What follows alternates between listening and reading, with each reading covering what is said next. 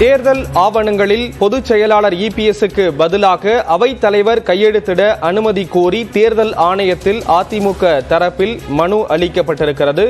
Ramkumar Adithan, KC Suren, Palaniswami ஆகியோர் தேர்தல் ஆணையத்தில் இந்த மனுவை அளித்திருக்கிறார்கள்.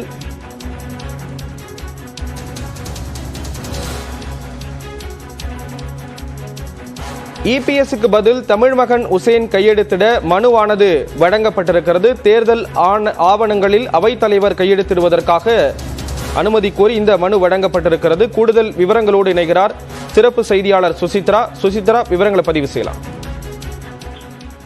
நடைபெறவுள்ள மக்களவை தேர்தலில் விண்ணப்ப படிவம், அதாவது வேட்பாளர்களுடைய விண்ணப்ப படிவமானது தேர்தல் ஆணையத்தில் தாக்கல் செய்யப்படும் பொழுது கட்சியினுடைய சார்பாக ஒருவர் கையெழுத்திட வேண்டும் என்பது விதியாகும். குறிப்பாக கட்சியினுடைய பொதுச் செயலாளர் கையெழுத்திட வேண்டும் என்ற இடத்தில் அதிமுகவினுடைய சார்பாக அவைத்தலைவர் கையெழுத்திட வேண்டும் என்ற ஒரு கோரிக்கையை வலியுறுத்தி தற்பொழுது தேர்தல் ஆணையத்தில் கோரிக்கை மனுக்கள் தாக்கல் செய்யப்பட்டுள்ளது.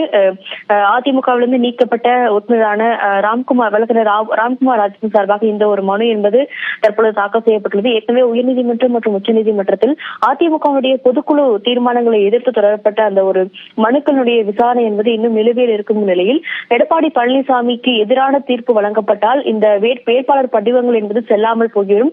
அதனை காரணமாக கொண்டு நடைபெற உள்ள தேர்தலில் அவைத்தலைவர் தமிழ்மகன் உசேன் அவர்களுக்கு ஒரு அதிகாரம் அளித்தது போல உத்தரவு பிறப்பிக்க வேண்டும் என்ற ஒரு கோரிக்கையை அவர்கள் முன்வைத்திருக்கிறார்கள்.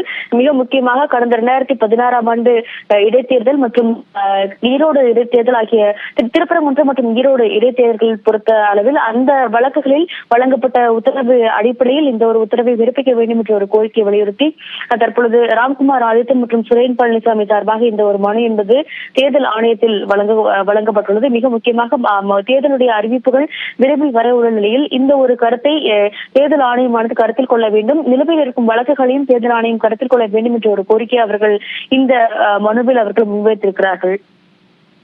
விவரங்களை வழங்கியதற்கு நன்றி சுசித்ரா.